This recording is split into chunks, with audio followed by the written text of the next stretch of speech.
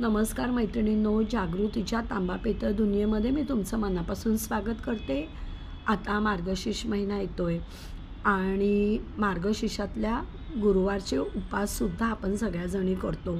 मग त्या लक्ष्मीच्या पूजनासाठी जी सामुग्री लागेल तर ती मी आता तुम्हाला एक एक करून दाखवणार आहे।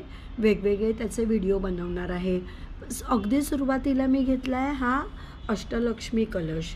सुंदर अशा 8 लक्ष्मींच्या मूर्त्या ह्या कलशावर कारागिराने चिटकवल्या आहेत म्हणा किंवा त्या बिल्डअप आहेत।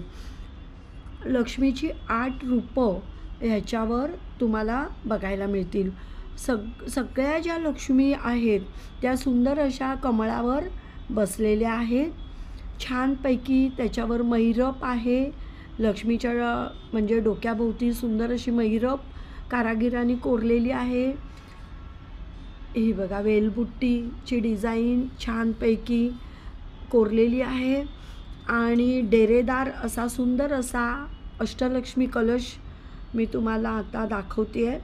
आतून सुद्धा तुम्ही जर बघितलं तर बघा, सुंदर असं फूल दिसतंय। 600 ग्राम वजनाचा हा कलश अतिशय भक्कम आणि सुंदर सुबक आहे। पुढच्या पिढीसाठी ही अगदी भेटवस्तूच ठरेल, म्हणजे पिढ्यानी पिढ्या हा टिकेल। तुमच्या संग्रही जर हा तुम्ही ठेवलात तर पुढच्या काही पिढ्यांसाठी ही ठेव असू शकेल।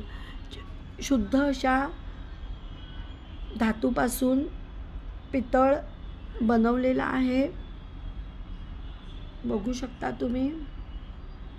असा हा कलश मार्गशीर्षातल्या पूजेसाठी जर तुम्हाला आवश्यक वाटला तर स्क्रीनवर दिलेल्या नंबरवर मला नक्की कॉन्टॅक्ट करा। धन्यवाद।